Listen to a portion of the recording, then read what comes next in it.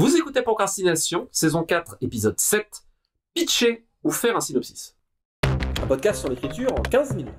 Parce que vous avez autre chose à faire et qu'on n'a pas la science incluse. Avec les voix de Mélanie Fazi, Estelle Fay et Lionel Delous. Pitcher, que voilà le beau mot français. Pitcher, c'est présenter un projet créatif, on va dire un projet littéraire de manière brève, et faire un synopsis, c'est le présenter de manière un peu plus longue pour résumer. Donc, dans cet épisode, on va parler de la manière dont on parle des textes, dont on les présente. En général, c'est à un éditeur ou à quelqu'un qui pourrait éventuellement l'acheter. Cet épisode sera diffusé un peu avant le speed dating des Imaginales. Je sais que c'est une question qui revient fréquemment de la part des auteurs qui vont aller participer à ça et qui donc sont chargés de présenter leur projet rapidement devant un éditeur que ça pourrait éventuellement intéresser. Donc, on va essayer de parler de cette chose-là. Alors, est-ce qu'un synopsis, est-ce qu'un pitch, donc un synopsis bref, est-ce que c'est un résumé ? Alors, je peux commencer. Donc, déjà, un pitch, c'est vraiment une accroche percutante, pour moi en tout cas, sur votre projet. Donc, ça ne peut pas dire l'entièreté de votre projet.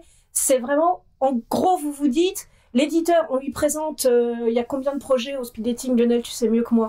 J'ai peur de dire une bêtise, mais c'est quelques dizaines, je pense. Voilà, bref. Donc, vous êtes face à quelqu'un qui va écouter quelques dizaines de projets dans la journée et pour qu'il se souvienne du vôtre, qu'est-ce qui va être vraiment percutant tout de suite dans votre pitch en 3 lignes maximum pour qu'il y ait cette accroche et surtout ce souvenir qui imprègne la cervelle de votre interlocuteur.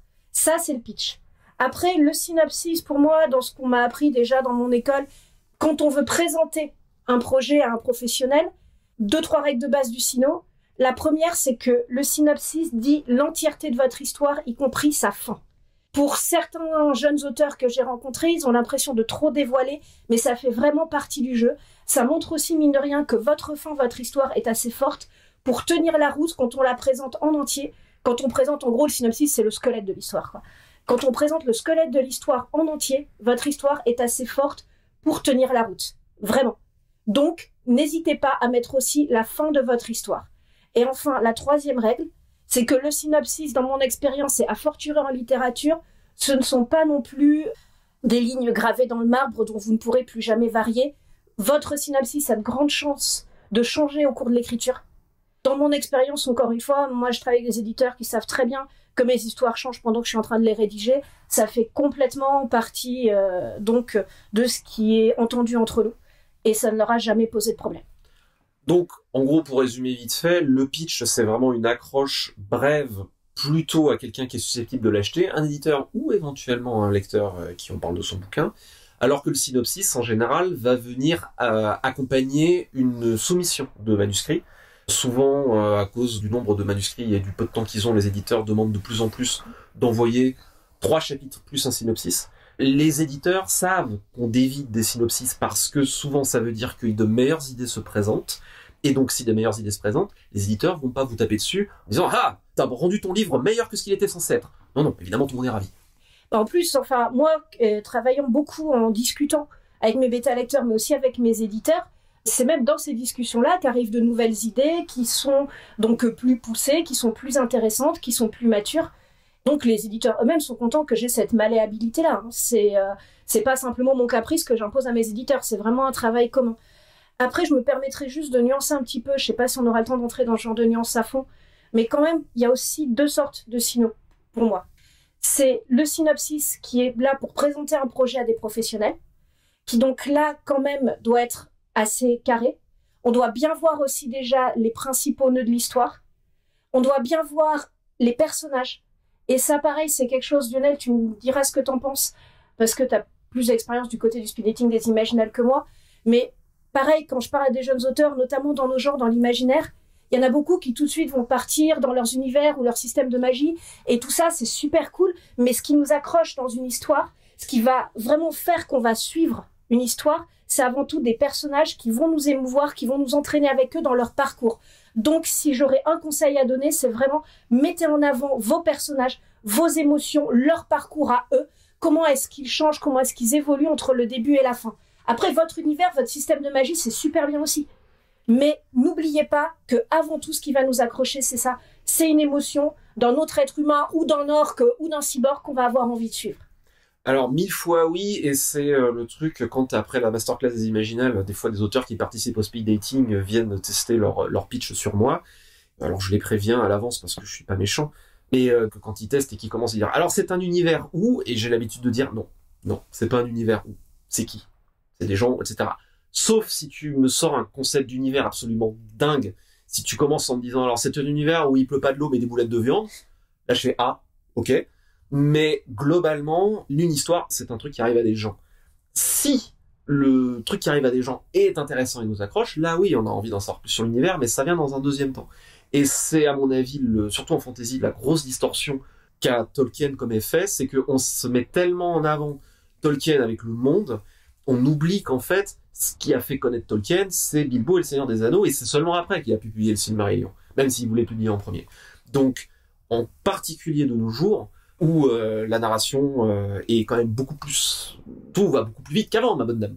Si un speech commence en disant « c'est un monde où », pour moi, c'est un signal d'alarme. C'est « non ». Je résume souvent les histoires en disant « c'est quelqu'un d'intéressant, qui veut quelque chose d'important, et c'est compliqué ». Donc, pourquoi la personne est intéressante ? Pourquoi ce qu'elle veut être important ? Et en quoi ça va être compliqué ? Là, j'ai mon histoire. Ensuite, on peut dire que c'est dans un univers où il pleut des boulettes de viande. Mais avant tout, effectivement, c'est se centrer sur l'humain, parce que c'est l'humain à qui il arrive une histoire. C'est quelqu'un, après, pour moi, pas forcément d'ailleurs qui veut quelque chose ou qui sait qu'il veut quelque chose, mais c'est quelqu'un qui va aussi rencontrer d'autres personnes, donc qui, elles aussi, vont être importantes pour lui. Quelles interactions il va y avoir entre eux, quels événements vont les faire changer et ils pourront plus revenir en arrière. Je pense que c'est quelque chose, j'en parlerai dans d'autres épisodes, mais par exemple, de bien montrer dans un synopsis les points de non-retour de votre histoire. Donc ceux qui changent irrémédiablement vos personnages, ça doit vraiment être là. Et oui, donc ce que je disais, qui dévie peut-être un peu du cœur de cet épisode, mais il y a deux sortes de sinos pour moi. Celui que je fais donc pour aller vers le monde et pour vendre des projets, et celui que je fais pour moi, pour le boulot, et qui là, par contre, va être une sorte un peu, de carte, comme les trailets de cartes que font au crayon gris les auteurs de fantasy qui savent pas dessiner, par exemple moi, pour calculer tous les déplacements des personnages. Donc il y a aussi, mes sinos de boulot à moi, que parfois je vais présenter sous une forme un peu plus mise en page à des éditeurs quand on va vraiment travailler le synopsis ensemble. Mais c'est pas la même chose qu'un sino déjà un peu bien fait pour déjà vendre un projet. Complètement. Alors, tu parlais de cartes. Moi, en général, c'est effectivement, j'ai ça avec des tas de couleurs, plus une espèce de vague mind map, mais avec des bulles jetées sur un document virtuel qui fait 2 mètres sur 3 avec une application qui s'appelle Scapple. Je mettrai le lien dans les notes. Mais ça, il y a que moi qui suis capable de le lire. C'est de la bouillie pour chat, quoi. C'est comme mon écriture, il y a que moi qui peux la lire. L'autre truc aussi qui est important, sur lequel il faut qu'on appuie, c'est que le pitch est une accroche, et le pitch n'est pas là pour raconter toute la fin. Le pitch donne plus l'argument, l'intention, l'idée. À ce sujet, je pense qu'il pourrait être important de préciser que dans les littératures de genre, en particulier en fantasy, il y a un certain nombre de tropes, de motifs qui reviennent assez fréquemment. Un peu à la louche, je dirais, l'élu, le voyage, la prophétie, etc., etc. Ce sont des motifs qu'on peut tout à fait utiliser au titre qu'on peut tout faire à partir du moment où on le fait de manière intéressante, mais et qu'on le fait bien, quoi. C'est un peu ce qu'on dit toujours dans cette émission.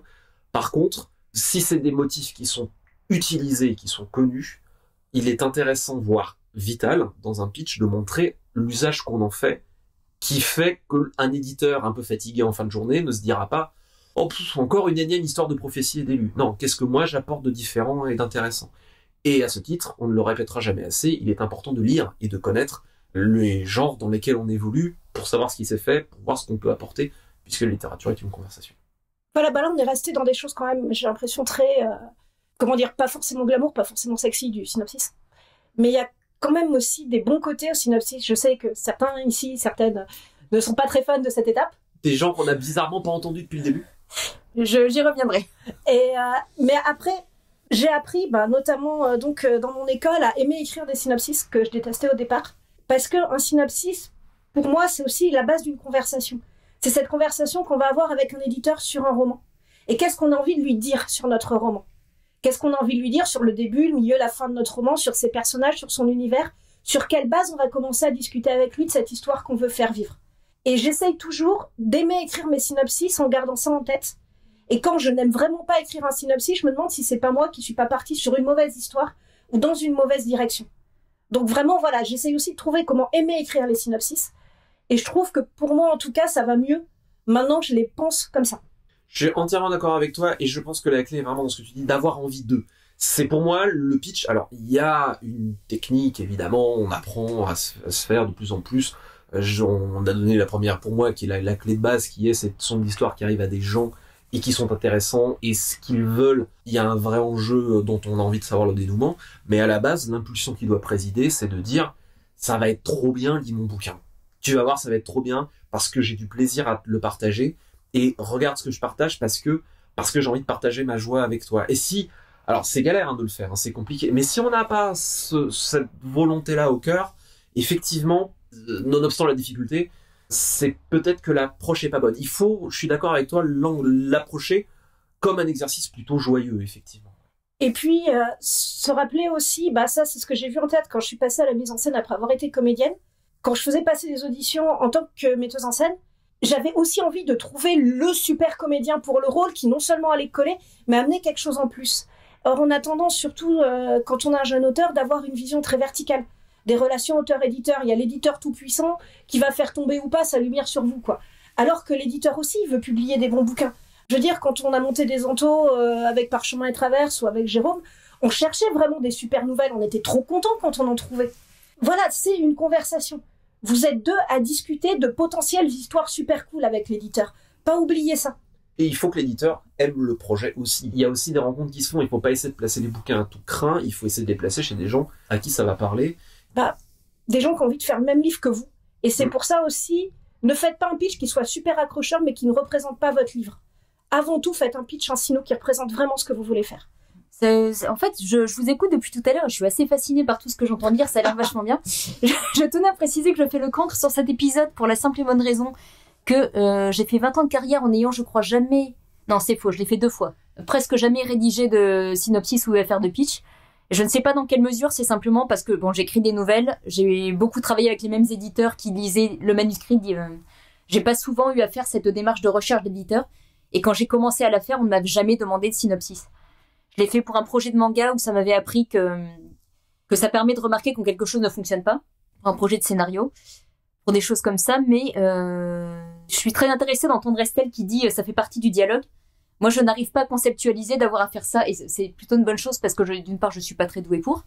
Quand il le faut, j'y vais contrainte et forcée. Mais c'est vraiment à l'inverse de ma vision de l'écriture. Je suis très vieux jeu. Pour moi, un texte devrait suffire à lui-même. Je comprends pourquoi, dans certaines circonstances, on a à pitcher, faire un synopsis. Mais je n'arrive pas à chasser l'impression que ce qui, moi, m'intéresse dans un texte, il peut pas passer dans un résumé. C'est pas l'histoire qui m'intéresse. C'est pas les personnages, c'est comment je les incarne. Et du coup, j'ai une espèce de vieux blocage. Et c'est vraiment intéressant de vous entendre. Mais je voulais apporter le son de cloche qu'on peut faire 20 ans de carrière sans savoir comment ça marche. Ah, clairement. Après, moi aussi, j'ai eu cette chance pour l'instant et je fais tout pour que ça continue. Mais bon, c'est la chance qu'on maîtrise pas. Mais j'ai eu la chance de faire des synopsis toujours pour des œuvres qui n'étaient pas achevées, en fait. Et donc, ce qui fait que ça faisait partie d'un work in progress. C'était pas, j'ai déjà fini un roman et là, je vais devoir faire un synopsis. Et c'est quelque chose qui est inconcevable pour moi de transmettre quelque chose avant de l'avoir écrit. Donc forcément, il y a tout ce jeu-là aussi. Voilà, que pour moi, j'aurais au contraire beaucoup de mal à faire l'exercice inverse. Et c'est pour ça que ce qu'on disait tout à l'heure aussi, que les éditeurs aussi ont l'habitude que l'on dévie des synopsis parce qu'ils savent très bien qu'en cours d'écriture, des fois, il y a des choses qui changent. Mais c'est l'intention, en gros. On sait, comme tu disais, Estelle, ça montre qu'on sait où on va. Et l'intention, le projet. Alors après, peut-être l'implémentation du projet va varier. Mais ça fait partie du jeu, quasiment. C'est l'ADN de votre projet, c'est ce qui vous pousse à l'écrire, c'est ce qui va faire, ça c'est une des choses que m'avait appris notamment Olivier Laurel, donc très bon scénariste, qui est de trouver le fil rouge de notre projet, ce qui fait que malgré toutes les galères, toutes les difficultés qu'on va avoir, donc aussi bien dans l'écriture, parfois dans l'édition, qu'est-ce qui va faire qu'on va s'accrocher à ce projet et qu'on va le mener contre vents et marées et tout ça. Et ça peut être un thème, ça peut être une idée, ça peut être un personnage, ça peut être plein de choses. Et le conseil qu'il nous donnait et qui je trouve est vraiment très bon, c'est une fois qu'on a trouvé ça, on l'écrit en gros et on le met au-dessus de son bureau, son poste de travail, sur son ordinateur. Bref, là où on peut s'y référer dans les moments de doute, de galère, etc. Et quand on a le trac avant d'aller présenter un projet en tant qu'éditeur, se rappeler de ça. Se rappeler de ce petit cœur rougeoyant qui nous pousse à faire ce projet, à le faire exister dans le vrai monde. Pour terminer, citation de Kafka sur le rivage par Haruki Murakami. Pan! L'histoire de l'humanité résumée en un mot, Johnny Walker. C'était Procrastination, merci de nous avoir suivis. Maintenant, assez procrastiné. Allez, écrire.